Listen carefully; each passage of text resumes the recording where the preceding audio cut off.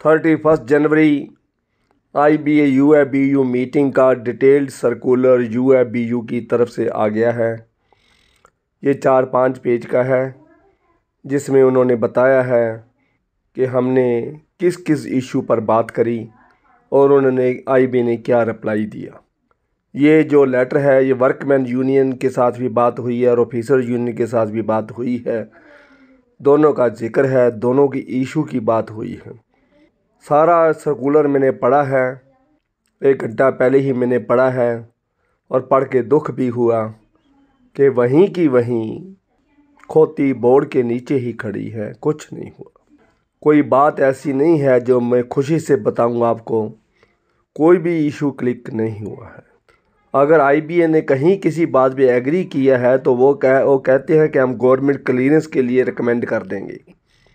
कहीं भी उन्होंने कोई भी इशू 5 डे बैंकिंग भी पेंशन अपडेशन का तो सीधा ही उन्होंने कह दिया कि मैटर इज सब जुडाइस, कोर्ट में केस चल रहा है, इस टॉपिक पे हम बात ही नहीं कर सकते, बात ही ख़त्म हो गई है। इसी तरह से जो P80 86 रिटायरीज का इशू था उस पर भी उन्होंने सेम रिप्लाई दिया है। तीसरा है जो एक्स ग्रेशिया है, रिटायरीज की फैमिली को, डिसीज्ड की फैमिलीज़ की बात है, उसमें भी उनका रिप्लाई सेम ही है आलमोस्ट। उसमें ये कहा है कि पैसा जो है फंड पहले ही नहीं है, पहले ही एडिशनल प्रोविज़न डाल के पेंशन दी जा रही है। तो एक्स ग्रेशिया की पेमेंट और कैसे हो सकती है, वो कहाँ से आएगा, तो उसके बारे में हम गवर्नमेंट से बात करेंगे। कहीं भी कुछ भी उन्होंने नहीं कहा। अब मैं पढ़ के भी सुनाता हूँ मेन इश्यूज़, 4-5 उनके लेटर की बातें पढ़ के भी सुना देता हूँ, लेकिन उसका जो रिज़ल्ट है वो मैं वीडियो में आपको सारा कुछ दिखा रहा हूँ। क्या उन्होंने फर्स्ट पेज पे क्या लिखा है देखिए। ये United forum of bank union का 1 फरवरी 2023 का लेटर है। ऊपर संजीव कुमार बंदलिश कन्वीनर का नाम लिखा हुआ है। Discussion with IBA on over residual issues. तो ये उन्होंने बात कही है कि हमने 2 दिन की स्ट्राइक कैंसिल करी, डेफर करी और हमने इसके बारे में फिर चर्चा हुई। तो उन्होंने फिर आगे जाके कहा है कि कॉमन डिमांड नंबर 1 पे introduction of 5 day work week. तो उन्होंने उसी में कहा है कि हमने 30 मिनट्स पर पहले एग्री हो गए थे, लेकिन अब IBA जो है प्रपोज़ कर रही है 45 मिनट्स और उसके बाद हम 5 डे वीक पर पहुंच सकते हैं। After further discussion IBA requested us to submit our revised suggestions on working hours and business hours for cash transaction and non cash transaction। देखिए घुमा फिरा के IBA जो है वो एक हाथ से दे रही है और दूसरे हाथ से डबल ले रही है हमारे से। सुबह भी 20 मिनट 25 मिनट बढ़ जाएं, शाम को भी 25 मिनट बढ़ जाएं, तो 5:30 तक वो कैश ट्रांजेक्शन करना चाहते हैं। तो देखिए ये टोटल जो है नुकसान वाली बात हो जाएगी। 5 डे वीक कहने को 5 डे वीक हो जाएगा, लेकिन वर्किंग आवर्स बहुत बढ़ जाएंगे। और इसके साथ ये भी हो जाएगा कि अगर 9-9-15 पर क्लरिकल स्टाफ आ रहा है तो ऑफिसर को कितने बजे पहुंचना पड़ेगा। ऑफिसर जो है 10 बजे वर्किंग होते हुए भी ऑफिसर को 9:30 बजे टाइम है। अगर उसका टाइम 9 बजे रखा तो ऑफिसर को 8:30 से पहले बैंक में पहुंचना पड़ेगा। तो ये प्रैक्टिकली बहुत मुश्किल हो जाएगा। तो इसका भी रिज़ल्ट जो है बहुत महंगा पड़ेगा। ये 5 डे वर्किंग हमारे को बहुत कॉस्टली पड़ेगी। तो जो 100 किलोमीटर दूर ऑफिसर बैठे हैं, जो डेली कम्यूटिंग करते हैं, तो ये जो 8:30 का टाइम हो गया, तो विंटर में, सर्दियों के दिनों में 8:30 बजे ऑफिस में पहुंचना बहुत मुश्किल काम हो जाएगा। जो 100 किलोमीटर तो क्या, जो 20 किलोमीटर दूर भी अपने घर से पोस्टेड है, वो भी 8:30 बजे ऑफिस में बहुत मुश्किल पहुंचेगा।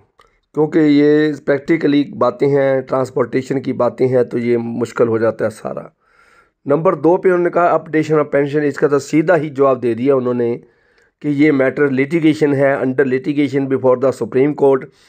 However IBA wanted to us to concretize the our demand. देखिए घुमा फिरा के ये बात है कि जब तक सुप्रीम कोर्ट का फैसला नहीं होता, लिटिगेशन ख़त्म नहीं होता और उसके बाद डिस्कशन करेंगे। दूसरी पॉइंट वो कहते हैं कि एडिशनल फंडिंग जो है पेंशन पे करने के लिए, जो पुरानी पेंशन है, जो आज हम पेंशन ले रहे हैं, 30 साल पुरानी पेंशन पे करने के लिए भी बैंक को एडिशनल प्रोविज़न डालना पड़ रहा है। देखिए, IB also explained that the general view and perception that existing fund etc.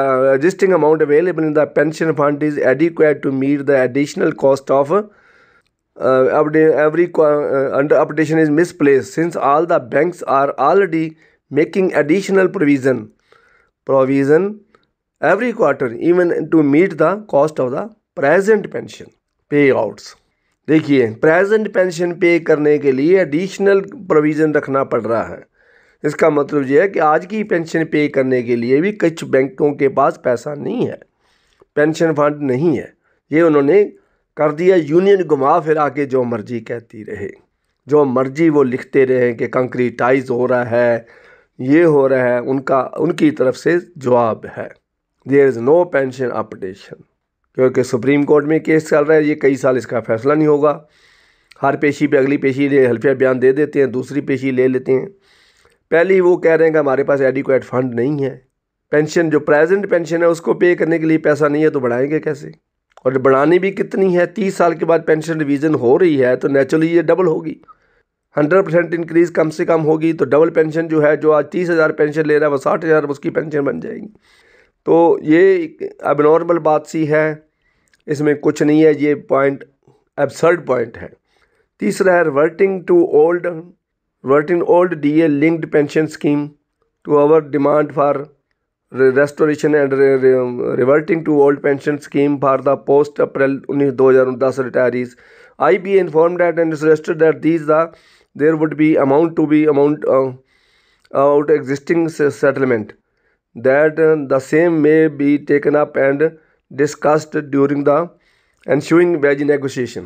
देखिए, DA लिंक्ड पेंशन की बात उन्होंने करी है जो 2010 के बाद के रिटायरिंग हैं, तो उनके बारे में उन्होंने कहा कि हम वेज नेगोशिएशन में बात करेंगे। इंक्रीज टू एक्स-ग्रेशिया पेंशन, उनका भी यही जवाब है। I inform that the matter is under active consideration of the IBA managing committee. ये भी ऐसे ही गोल मोल होता है, एक्टिव कंसिडरेशन है। तो 5-7 साल क्यों बीत गए?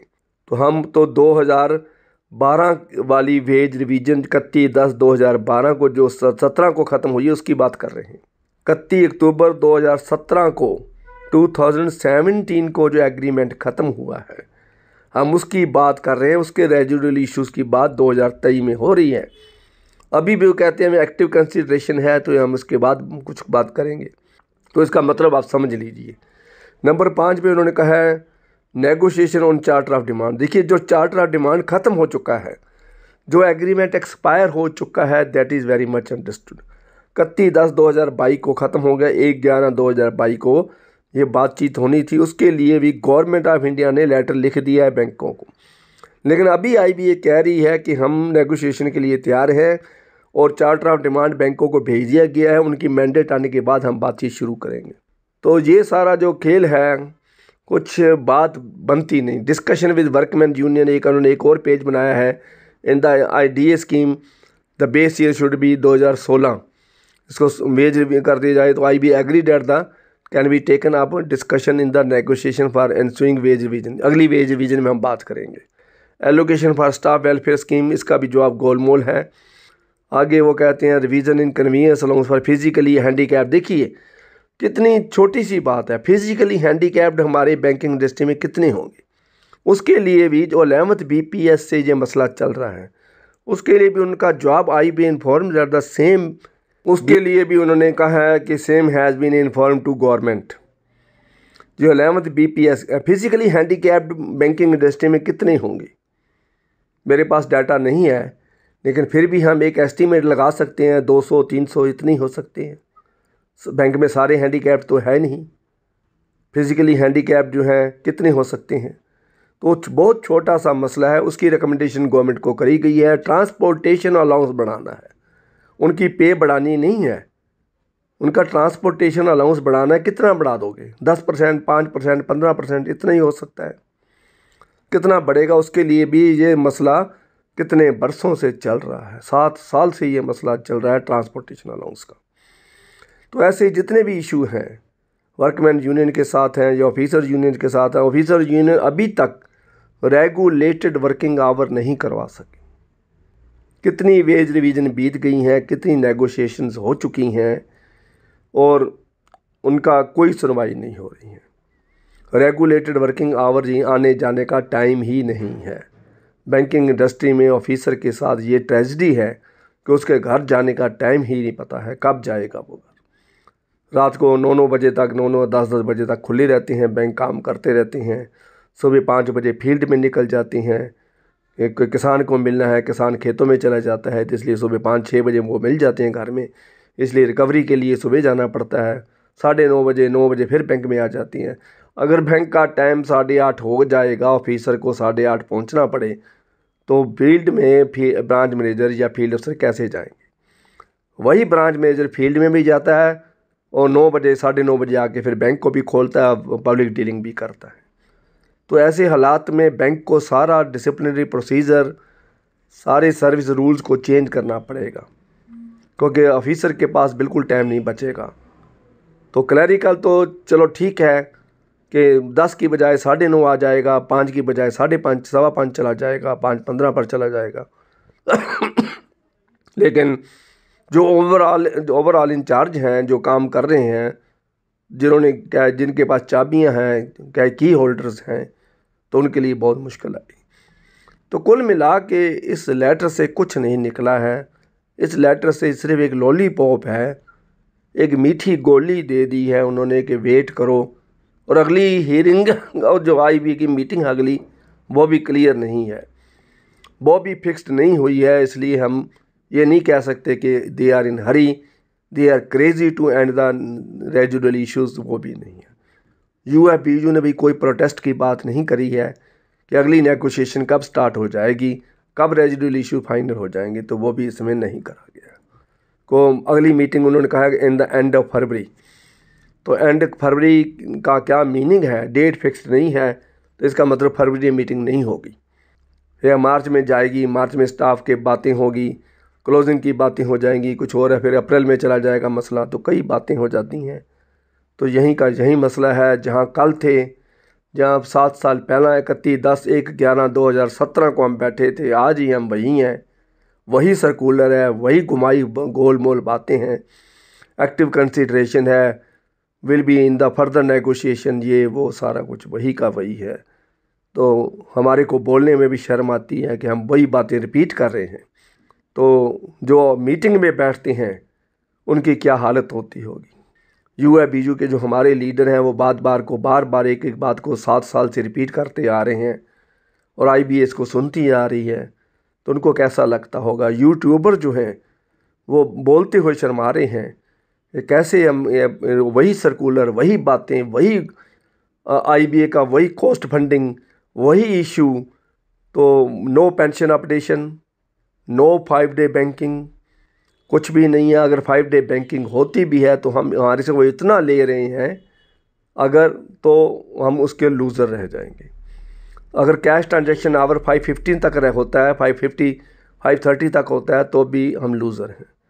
तो बैंक का जो रूल है, कुछ 4 बजे बैंक में कोई आ गया है, लाइन में खड़ गया, तो उसको अटेंड करना है। इसलिए 5:30 पर आके कोई खड़ गया तो इसका मतलब 6 बज जाएंगे। तो इसलिए बैंक के रूल्स को, अगर ये वर्किंग आवर्स बढ़ती हैं तो बैंक के रूल्स भी साथ चेंज करने पड़ेंगे। तो 5:30 बजे तक जो कैश ट्रांजैक्शन आवर्स है, उसके बाद अगर कोई लाइन में आके खड़ जाता है तो उसको अटेंड नहीं किया जाएगा। साथ के साथ ये भी रूल होना चाहिए कि हम उस 5:35 PM के बाद नो एंट्री हो, कोई कस्टमर अंदर नहीं आ सकेगा, तभी ये बात बनती है। नहीं तो हम we will be big loser in 5 day banking. तो 5 डे बैंकिंग का टॉपिक छोड़ देना चाहिए। जो हमारे को 2 सैटरडे मिले हुए हैं, सैटरडे फुल करने के बाद उसी के साथ ही सेटिस्फेक्शन होनी चाहिए, या देने का सिलसिला बंद किया जाए। तो सिर्फ 4 सैटरडे हम ले लें, तभी बात बनती है। तो इतनी सी इन्फॉर्मेशन है भाइयों, इसको आगे शेयर करो, लाइक करो, सब्सक्राइब करो। Thank you very much.